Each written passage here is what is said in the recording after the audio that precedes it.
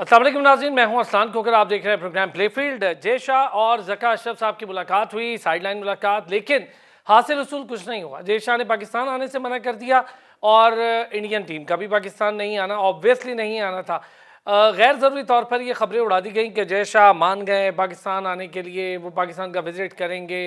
बहुत सारी स्पेकुलेशन शुरू हो गई, जो कि अगर हम रियलिटी बेसिस पे देखें तो ऐसा होना नहीं है। अगर उन्होंने पाकिस्तान आना ही होता तो नजम सेठी साहब ये कोशिश कर चुके थे, और जो हतमी तौर पर हाइब्रिड मॉडल का एक मंसूबा दिया गया था उसी पर बात हो रही है। एशिया कप उसी पर होने जा रहा है, कोई आगे स्पेकुलेशन नहीं है, कोई आगे कोई और चीज़ नहीं है। बाबर आजम तीनों दुनिया के फॉर्मेट्स में टॉप 3 में मौजूद हैं, और ये एक बहुत बड़ा एजाज़ है बाबर के लिए। मेरा ख्याल है थोड़े से रन्स की दूरी पर हैं, जब वो टेस्ट में भी अपना टॉप पोजीशन हासिल कर लेंगे। और इस वक्त अच्छी चीज़ ये है कि शाहीन शाह अफरीदी 100 विकेट से एक कदम पीछे हैं अपनी टेस्ट की, और फिट भी दिखाई दे रहे हैं। साइड मैच में अच्छी बॉलिंग की है, हसन अली ने अच्छी बॉलिंग की है, शान मसूद, बाबर आजम बहुत अच्छी, और सऊद ने बहुत अच्छी बैटिंग की है। मज़ा आया ओवरऑल देख के कि साइड मैच में पाकिस्तान की तैयारियां ठीक है, एक खुशाइन बात है, लेकिन चूंकि पाकिस्तान के पास वनडेज नहीं है, टेस्ट हैं, जबकि हमें वनडे की प्रैक्टिस चाहिए थी। Abdul Ghaffar senior sports anchor journalist हमारे साथ मौजूद हैं, Najibul Hasnain senior sports anchor और जर्नलिस्ट, दोनों हजरात हमारे साथ मौजूद हैं। बहुत शुक्रिया, thank you so much. Abdul Ghaffar, ऐसे ही स्पेकुलेशन उड़ा दी और गैर ज़रूरी तौर पर शुरू हो गए लोग सोशल मीडिया पर। मैंने देखा कि जी जय शाह ने बड़ा पॉजिटिव रिस्पांस कर दिया है, ऐसा हो गया वैसा हो गया, जबकि हमें पता था ऐसा कुछ होना नहीं है। जब इंडिया ने माननी नहीं है तो फिर तो हाइब्रिड मॉडल पर ही जाना पड़ेगा। देखिए, आईसीसी मीटिंग की साइडलाइन पर ये मीटिंग होनी थी, ये खबर भी पाकिस्तान मीडिया पर आई। उसके बाद ये मीटिंग हो गई तो तस्वीर भी पाकिस्तान मीडिया पर आई और उसके बाद खबरें भी पॉजिटिव पाकिस्तान मीडिया से चली। तो इसका मतलब ये है कि तमाम जो झुकाव था वो हमारा ही था इस मीटिंग की तरफ, और ये ऑब्वियस बात है। अब भारत टेस्ट टीम की जो पोजीशन है, जो उनकी एक स्टैंडिंग है, इस पर जो पोजीशन उनकी एसीसी और आईसीसी के प्लेटफॉर्म पे रहती है, तो अगर आप उस पिक्चर को भी गौर देखें तो जैसे अदनान आपने कहा कि ये कोई वैसी एक फॉर्मल मीटिंग नहीं थी जहाँ पर दो बोर्ड के डेलीगेशन के सरबराहान बैठ कर कुछ बात कर रहे हो या कुछ बहुत ज्यादा नेगोशिएशन हो रही हो।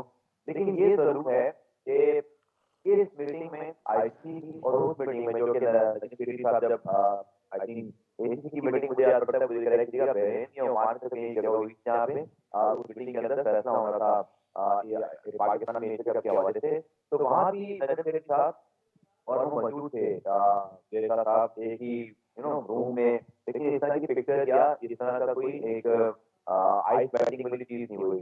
पहली बात तो ये कि ये एक कदरे आइस बैटिंग कही जा सकती है, बट एक्सेक्यूरेट बहुत किया गया। मैंने तो उसी रात में ये बात कही थी कि जब जयशाह साहब अपनी टीम को पाकिस्तान नहीं भेज रहे तो वो खुद किस तरह पाकिस्तान आएंगे, उनके लिए अपना वहाँ पे जीना उनका मुश्किल कर देंगे लोग। तो बात यह है कि मेरे ख्याल में इस खबर को उतना ही हम रखें जितना है, यानी कि दोनों बोर्ड के सरबराहान के दरमियान एक मुलाकात हो गई, अलग थलग हो गई।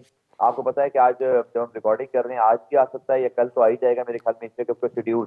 तो ये जरूर है कि वर्किंग रिलेशनशिप या एक आइस मेल्टिंग के तौर पर इसको एक छोटी सी एक कोशिश कह सकते हैं, but nothing more than that, क्योंकि इससे ज्यादा ना तो कोई चीज हो सकती थी, ना होनी है, और ना इसकी हमें तवक्को रखनी चाहिए फिलहाल। बिल्कुल ठीक बात है नजीब। सेम आपसे मुलाकात हुई, अच्छी चीज़ है, मुलाकात होनी थी। ज़का अशरफ साहब को जाना ही जाना था। हमने तो पहले ही वो मैसेज देख लिया था जो डिलीट कर दिया पाकिस्तान क्रिकेट बोर्ड की जानिब से एक खबर देने के बाद, उस सैलामियों को वापस से लिया, तो अंदाज़ा हो रहा था कि ज़का अशरफ साहब ने ही जाना है। तो बहरहाल वो चले भी गए, मुलाकात भी हो गई, लेकिन कोई ऐसी सूदमंद मुलाकात नहीं थी। हाँ, एक मुलाकात ज़रूर थी।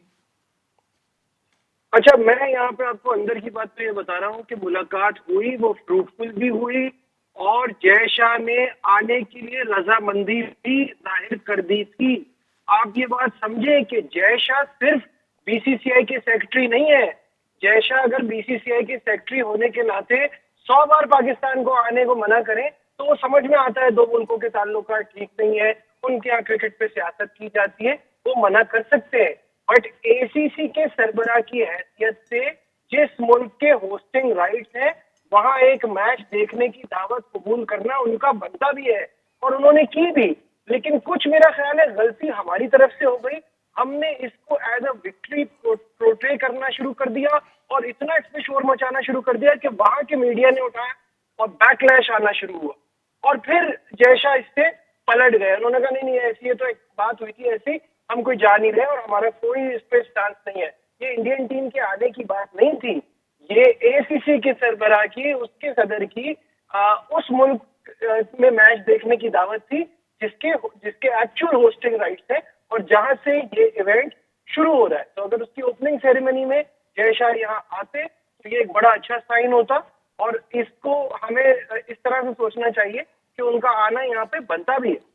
अच्छा नजीब, आपने जिक्र किया, बिल्कुल ठीक है, टेक्निकली बात समझ आती है कि वो एसीसी को हेड कर रहे हैं तो उसकी वजह से वो पाकिस्तान है, लेकिन वो आ नहीं रहे। फाइनल बात ये है कि आपकी बात ठीक है कि मीडिया की बहुत ज़्यादा हाइप, सोशल मीडिया ने इसको गलत तरीके से हाइप दे दी। हमें तो पता था कि ये मामला इंडियन टीम का है ही नहीं, इंडियन टीम ने आना ही नहीं, हाइब्रिड मॉडल फाइनल हो चुका है, उसी मॉडल के तहत हमने खेलना है। लेकिन बतौर एसीसी का सरबराह ये तो आना उनका बनता है और इखलाकी तौर पर भी बनता है मेरा ख्याल है, और जो रूल्स एंड रेगुलेशन है कि वो सिर्फ एसीसी के सरबराह हैं, खाली इंडिया के तो नहीं हैं। जी बिल्कुल, इसी पॉइंट ऑफ व्यू से मैं ये बात कर रहा हूँ कि उनका आना बनता है। और देखिए यहाँ पे पाकिस्तान के साथ तो ज्यादती हो गई ना कि आपको कमजोर मैचेस मिले हैं, सही है, और बाकी जो मेन इवेंट है जबकि आप मेजबान है वो हो रहा है श्रीलंका में। तो उसके बाद कहीं ना कहीं तो जैसे अगर हम 2 स्टेप आगे रख रहे हैं तो हिंदुस्तान को भी 1 स्टेप तो बढ़ाना पड़ेगा ही ना। और क्योंकि जय शाह का ताल्लुक इंडिया से है तो उनको ये कहना कि हाँ ठीक है इवेंट वहां से शुरू हो रहा है तो मैं आपकी दावत कबूल करता हूँ, मैं वहां आऊंगा। लेकिन जब उन्होंने देखा कि हिंदुस्तान में ये हो रहा है और हम सबको पता है, हम अपने आप बात करते हैं कि सियासी तकरीरियां होती हैं, तो जय शाह अमित शाह के बेटे हैं और उनको पता है कि ये तो इसका बैकलैश मेरी पार्टी के ऊपर, मेरे ऊपर बहुत ज्यादा आएगा, क्योंकि उन्हीं की वजह से हिंदुस्तान में एक एंटी पाकिस्तान सेंटिमेंट भी है और इसको वो बहुत हाईलाइट करते हैं, तो इसलिए वो फौरन इससे पीछे हट गए। Well said. अच्छा अब्दुल गफ्फार, एसीसी वाला मामला अगर देखें, वैसे मुझे लगता है अगर मैं गलत नहीं हूं तो आप 2 हज़रात ज़रा अगर हूं भी तो मेरी दुरुस्तगी कर दें। हमारे यहाँ प्रॉब्लम ये है कि हमारे पास तो चेयरमैन मौजूद ही नहीं है पिछले काफ़ी अरसे से। अब ये जो मैनेजमेंट कमेटियाँ बन रही हैं उसका हेड जाके मुलाकात करता है, एक नजम सेठी साहब मुलाकात करते हैं आईसीसी के, एक हेड आते हैं पाकिस्तान उनसे और दूसरा हेड चला जाता है मीटिंग में। तो हमारे पास तो स्टेबिलिटी है नहीं। मानेगा कौन आपकी बात? आप क्या लॉबिंग करेंगे? आपके तो चेयरमैन को खुद नहीं पता कि वो आज है और कल नहीं है। बिल्कुल हार्श रियलिटी है कि आप देखें कि दिसंबर में रहीद राजा थे, जुलाई में फिर नजम सिटी तक रहे और उसके बाद फिर आपके पास ज़का अशरफ चेयरमैन है मैनेजमेंट कमेटी के। ये बहुत बड़ा अलमिया है पाकिस्तान क्रिकेट का, क्योंकि अगर आप इंटरनेशनल फ्रंट पे देखें तो जो लड़ाई नवीद राजा साहब ने लड़ी थी न्यूजीलैंड के जाने के बाद, या नजम सेठी साहब ने निगोशिएशन की, एग्रेसिव स्टांस था। लेकिन बात यह है कि आपकी पोजीशन क्या रहती है जब आप एक मुल्क के या एक क्रिकेट बोर्ड के सरबराह के तौर पर 6 महीने में 3 मरतबा तब्दील हो जाए। माफ कीजिएगा। तो ये जो मामला है ये यकीन तौर पर हमारे लिए एक बड़ा परेशान कुन है, क्योंकि आप किसी भी इदारे में लॉन्ग टर्म विजन या एक किसी को मुस्तकिल मिजाजी दिए बगैर खुद अचीव ही नहीं कर सकते सारा कुछ। तो ये दुनिया के लिए भी मुश्किल है, इवन शायद आईसीसी या आईसीसी के लिए भी मुश्किल है कि एक शख्स आके कोई बात करेगा, दूसरा शख्स कोई और बात करेगा। हालांकि देखें बड़ी सिंपल सी बात है कि होगा वही सब कुछ जो कि नजम सेठी साहब के दौर में हो गया। उसके 2 वजूहत हैं, क्योंकि इससे ज्यादा आप कर नहीं सकते थे। भारत पाकिस्तान नहीं आएगा एशिया कप के लिए, कि हम सबको पता है। इसके बावजूद चले हाइब्रिड मॉडल के तहत आपको 15 साल के बाद एशिया कप के मैचेस मिल गए। अब इसमें आप हाफ क्लास एम्प्टी देखें, फुल देखें, दोनों तरफ आप देख सकते हैं। लेकिन ये रियलिटी जरूर है कि जिस मौके पर ज़का साहब की एंट्री हुई है सब कुछ तो तय हो चुका है, एशिया कप के हवाले से, वर्ल्ड कप के हवाले से भी। और अब जो छोटे मोटे चीजें रुकी हुई हैं वो सिर्फ एक लॉजिस्टिकल या टेक्निकल या बाकी चीजों पर रुकी हुई हैं। आई थिंक टाइमिंग भी बहुत खराब थी इस मूव की। मैं ये नहीं कह रहा कि नवीद राजा साहब सही थे या ज़का साहब खराब हैं या नजम सेठी साहब बिल्कुल उनको रहना चाहिए था। मैं सिर्फ एक बात कर रहा हूँ असूल की, कि आप जिसको मौका दें उसको पूरा मौका दें ताकि वो अपनी इम्प्लीमेंटेशन करे, वो अपने मुल्क के लिए, क्रिकेट बोर्ड के लिए जो करना चाहता है वो कर दे। अब आपके स्टेडियम बन नहीं रहे, आपके यहाँ चैंपियंस ट्रॉफी होनी, मुझे बताया ना कौन से स्टेडियम में आपने अब तक अपग्रेडेशन शुरू कराई है? कौन सा जो आपका इस्लामाबाद का स्टेडियम बनना था उसके ऊपर काम कर सके आप लोग? कौन सा बाप ने स्टेडियम के अंदर जो इतने अच्छे से वहाँ पे तामीराती काम कर रेनोवेशन को कंप्लीट हो सका? नेशनल कराची में अपने शादी गफ्फार आप तो कराची रहते हैं ना, अगर आप हो गए, नजीब हो गए, आप जरा हैदराबाद के स्टेडियम में एक चक्कर लगाएं, नियाज स्टेडियम जहां पर इंटरनेशनल मैचेस हुआ करते थे वहां पर अब घास भी नहीं है। एक छोटा सा ब्रेक लेता हूं, वापस आता हूं। बहुत अच्छा पॉइंट उठाया दोनों ने, नजीब ने भी और गफ्फार ने भी। ब्रेक से वापस आते हैं तो इस पर ज़रा बात करते हैं कि अपग्रेडेशन हुई नहीं, पीसीबी के अपने काम रुके हुए हैं और यहाँ पर हम खेल रहे हैं चेयरमैन। वापस आते हैं ब्रेक से।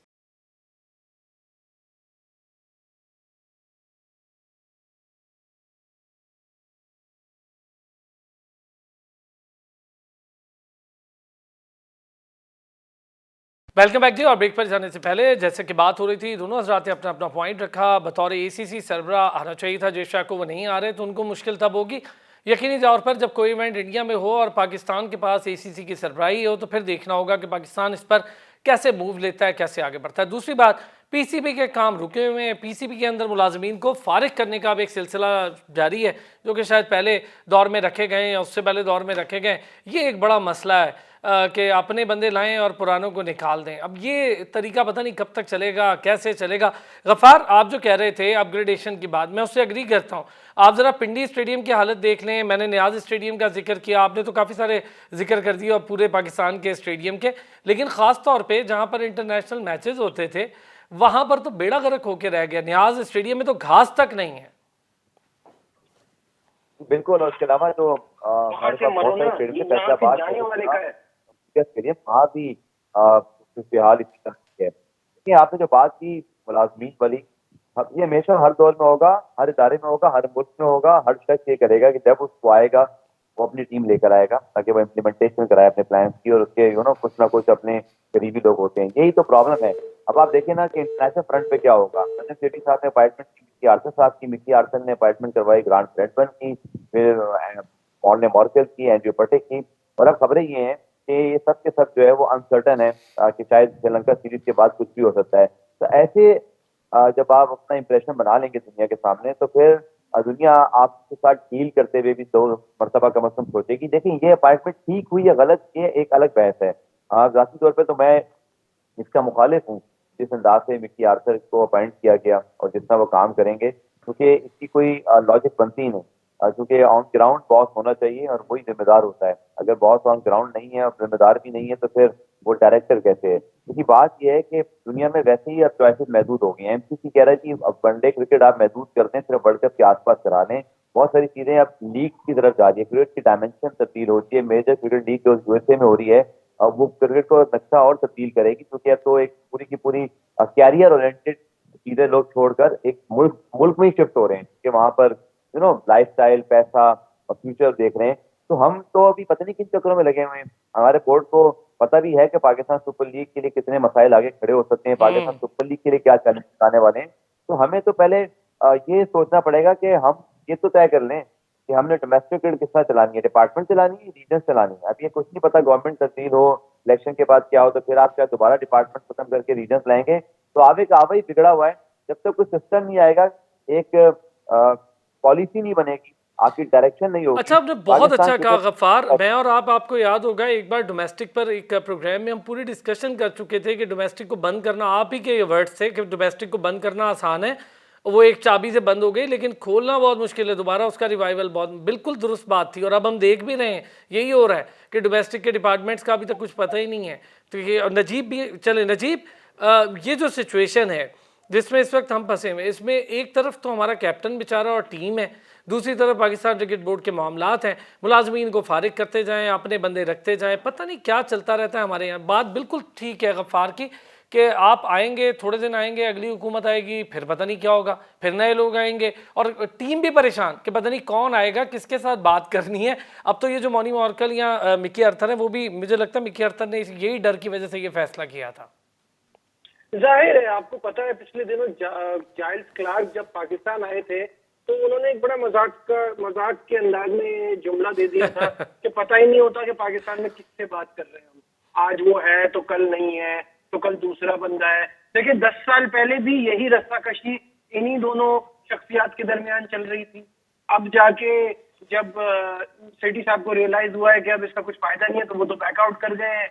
पाकिस्तान में देखिए, हम सब जानते हैं कि क्रिकेट खेल नहीं है, एक पैशन है। इसके खिलाड़ी सुपरस्टार बनते हैं, लोग उनको फॉलो करते हैं, कवरेज मिलती है, पैसा बहुत है, आमदनी पीसीबी की अरबों में है। तो फिर वो बात तो सही है ना कि जिसकी लाठी उसका चेयरमैन। तो हर बंदा चाहता है कि मेरा बंदा यहाँ लग जाए इस पोस्ट पे, और ऐसा ही होता जा रहा है। पाकिस्तान में अब तक 33 चेयरमैन आ चुके हैं, जिसमें निगरान चेयरमैन भी शामिल है। शहरियार साहब 2 बार आए, ज़का अशरफ साहब का ये तीसरा टर्म है, सेठी साहब भी, सेठी साहब की 2 टर्म, और तीसरी बार वो तो मैनेजमेंट कमेटी के हेड चेयरमैन तो नहीं थे, तो वो भी। तो मतलब ये एक मजाक बना हुआ है, दुनिया आपसे हंसती है। देखिए ओवरऑल अगर देखा जाए ना, तो सब जगह ऐसा ही है, कोई अनोखी बात नहीं है। बहुत सारी जगहों पे सियासी इन्फ्लुएंस चलता है, बट इतना खुल के नहीं होता जितना पाकिस्तान में हो रहा है। जो अच्छा नजीब, अगर मैं आप 2 हज़रात से बात करूं, हमारे यहाँ ज़रा क्रिकेट बोर्ड एक मेरा ख्याल वाहिद इदारा रह गया था जो इनकी अताब से बचा हुआ था सियासतदानों की। हॉकी का बेड़ा गर्क हम कर चुके, फुटबॉल का बेड़ा गर्क फैसल साले हयात के टेन्योर तक हम कर चुके, अब भी हो रहा है, खैर हम पहले कर चुके। इसी तरह हमने स्कॉश का भी वही हाल कर दिया जो हमने हॉकी का, कोई नाम लेने को उसका पता नहीं कौन सा प्लेयर है, और टेनिस को हम वैसे कोई इतनी रिस्पेक्ट नहीं देते हैं। पाकिस्तान में अकील खान जैसे बड़े प्लेयर बैठे हुए पाकिस्तान में, हाल हर चीज़ का हाल वही हो रहा है। क्रिकेट बची हुई थी, अब उसका भी हाल वही हो रहा है। मुझे तो खतरा ये है कि इसको भी कहीं हॉकी ना बना दे यही रस्साकशी। नहीं, वो आप इस वजह से कह रहे हैं, वो आईपीसी मिनिस्टर जी हाँ, एहसान मदारी तो आईपीसी मिनिस्ट्री का इतना रोल है नहीं नजीब, जितना वो रोल अपना बता रहे हैं। नहीं इतना उतना नहीं है ही नहीं। हाँ तो वो इतना, मतलब ये तो इट्स अनदर जोक कि एक आदमी ये बार बार आके कह रहे हैं कि उनको मुझे बताना चाहिए था, हमें लूट में लेना चाहिए था, पीसीबी हमारे मातहत है।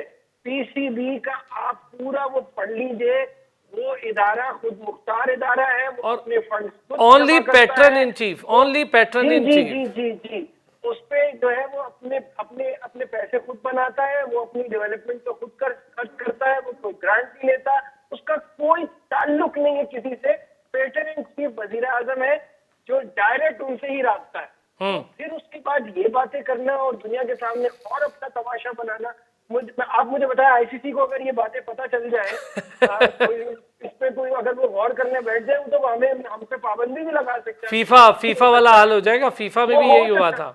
बिल्कुल हो सकता है। तो मेरा ख्याल है कि आइंदा कोई इस तरह की कमेटी बने ना, तो उसमें वो लोग हों जो थोड़ा सा, जिन्होंने एटलीस्ट कॉन्स्टिट्यूशन पढ़ा ना हो तो देखा तो क्यों, इन्होंने तो लगता है देखा ही नहीं है, इट्स बिकम अ जोक। बिल्कुल ठीक है गफ्फार, आईपीसी मिनिस्ट्री गैर ज़रूरी तौर पर हम इंडिया नहीं जाएंगे, हमने हाइब्रिड मॉडल नहीं। भाई आपका क्या काम है, ये काम मैनेजमेंट कमेटी या चेयरमैन पीसीबी करेगा जब आ जाएगा, या पीसीबी का अपना इतना मजबूत ढांचा है। क्या कहते हैं गफ्फार?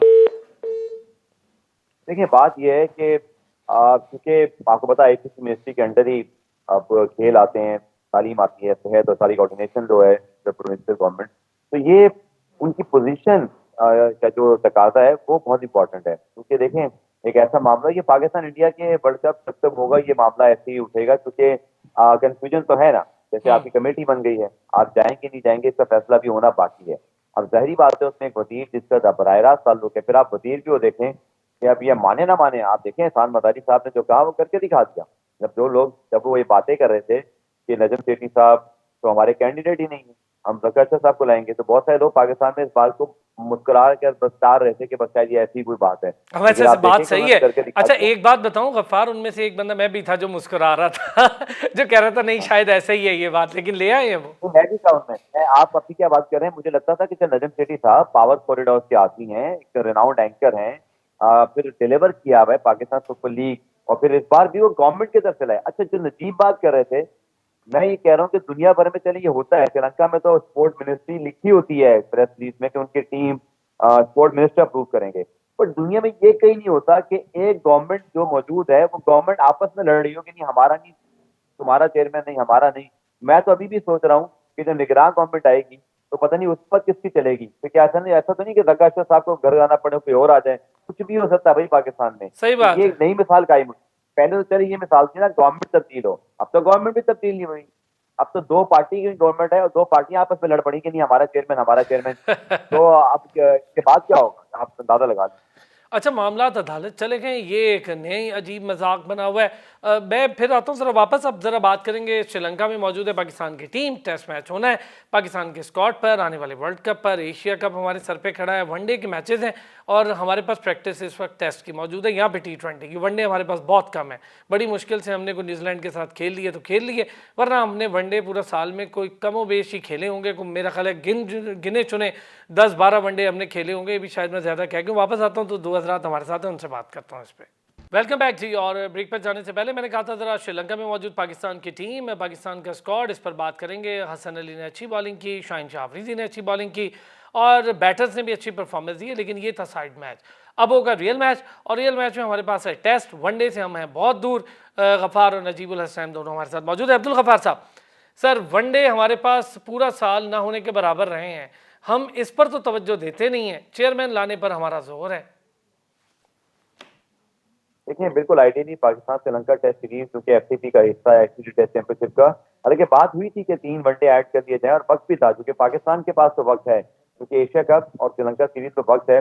बट बाकी हमने वनडे सीरीज बहुत ज्यादा नहीं खेली, लेकिन चलिए, एशिया कप एक ऐसा टूर्नामेंट जरूर है जहां पर आपको फिर अफगानिस्तान की सीरीज भी शायद हो जाए तो आपको वर्ल्ड कप से पहले भारत मौका मिल जाएगा। और लेकिन गैप जरूर है और इसमें हमें सोचना पड़ेगा कि हमारी टेस्ट क्रिकेट भी कम होती है और वनडे भी कम होती है। दूसरा, जब आपने बात की पाकिस्तान श्रीलंका टेस्ट सीरीज की, तो देखें पाकिस्तान की परफॉर्मेंस टेस्ट क्रिकेट में हालिया अरसे में अच्छी नहीं रही है और इसकी बड़ी वजह हमारे बॉलर और फिर इंजरीज और बॉलिंग का लेट डाउन होना है। बैटिंग हमारी इतनी बुरी नहीं कर रही, लेकिन बॉलिंग में हमारे पास विकेट टेकर्स नहीं थे। लेकिन ये जरूर है कि बाबर को एटलीस्ट या पाकिस्तान की बॉलिंग को ये जरूर एक बूस्ट मिला है कि आपकी फर्स्ट चॉइस कम से कम जो बॉलिंग के ऑलमोस्ट थे, यानी कि शाहीन है, नसीम है, हसन बैकअप में एक्सपीरियंस बॉलर है ना, कि उनकी जो परफॉर्मेंस है वो भी इतनी अच्छी नहीं थी। फिर नुमान अबरार के ऊपर हम बहुत डिपेंड करेंगे, बट वो भी हमारे फर्स्ट चॉइस स्पिनर वही हैं। चाहे साजिद यहाँ पर होते तो वो एक बेहतर एडिशन होते। तो एटलीस्ट ये जरूर है अरसलान के हमें एटलीस्ट फर्स्ट चॉइस अपनी बॉलिंग मिली है आफ्टर अच्छा, लेकिन गफ्फार हम अगर बात करें, मैं और आप कई बार आप कवर कर चुके हैं, आपको तो पता है हम कवर कर चुके हैं, श्रीलंका में स्पिन ज़्यादा कमाल करेगी, फास्ट के लिए कोई इतना मार्जिन नहीं होगा। और सेम इंडिया में भी हमारे पास देखेंगे हम कि फास्ट के लिए कोई बहुत बड़ा मार्जिन नहीं होगा। अभी आपने एशिया सीरीज़ देखी, वहाँ पर भी स्पिनर्स ही छाए रहे, लॉइस छाए रहे, या पेसर्स में एंडरसन ने कुछ नहीं किया, वो तो वोक्स आ गया उसने कर। ये जो बेसबॉल क्रिकेट खेली है उसमें मुझे तो लगता है उन्होंने वनडे प्रैक्टिस कर ली है अच्छी खासी दोनों टीम्स ने टेस्ट में। हमारे पास ये मार्जिन नहीं है, हमारे पास वनडे नहीं है, तो आगे आने वाले जो सारे टूर्नामेंट्स हैं, वर्ल्ड कप हो या एशिया कप, बड़े टूर्नामेंट्स, वो वनडे होंगे। अब इस टेस्ट मैच में से हम क्या क्या निकाल सकते हैं, क्या क्या हासिल कर सकते हैं, एक ज़रा इस पर भी एक कॉमेंट हो जाए। देखिए, बिल्कुल देखिए आपकी बात ठीक है, श्रीलंका में स्पिनर डोमिनेट करते हैं, बट आप देखें कि जो वर्ल्ड क्लास बॉलर होगा ना, अब आप देखें कल वेस्ट इंडीज इंडिया टेस्ट में क्या हुआ। जब आप देखें कि प्रॉब्लम मतलब ये नहीं था कि फास्ट बॉलर ने क्रिएट किए इंडिया की तरफ से, अश्विन ने 5 विकेट टेस्ट के पहले दिन ले ली, क्योंकि वो वर्ल्ड क्लास बॉलर हैं और उन्होंने वेस्ट इंडीज की पूरा फायदा उठाया। तो शाहीन और नसीम जिस पाए के बॉलर हैं, स्पेशली शाहीन की मैं बात कर रहा हूँ, उनका नाम है और उनकी जो नहीं प्रेजेंस ही काफी है। तो हमें प्रॉब्लम ये हो रही थी प्लान की, हमारे पास जो स्पिनर्स हैं वो इतने ज्यादा वर्ल्ड क्लास भी नहीं है और ऊपर से हमें स्टार्ट बहुत बुरे मिले, यानी कि हमारे पास फास्ट बॉलर थे। अब यहाँ पे हमें आपको पता है कि शाहीन नसीम नया बॉल से क्या कर सकते हैं, वो they are exceptional bowler. Specially Shaheen की मैं बात कर रहा हूँ, जिसको विकेट की जरूरत नहीं है, वो बहुत अच्छी परफॉर्मेंसेज जो है वहाँ दिखा सकते हैं।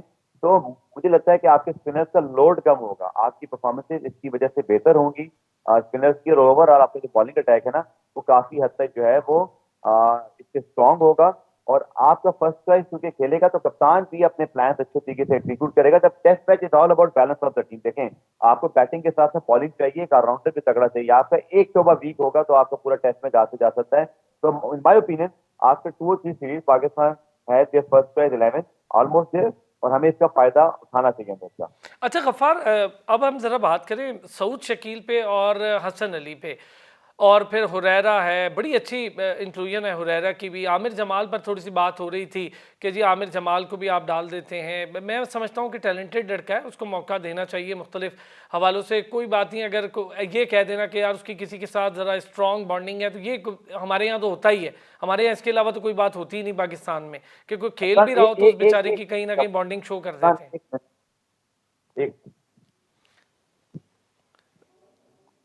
कौन?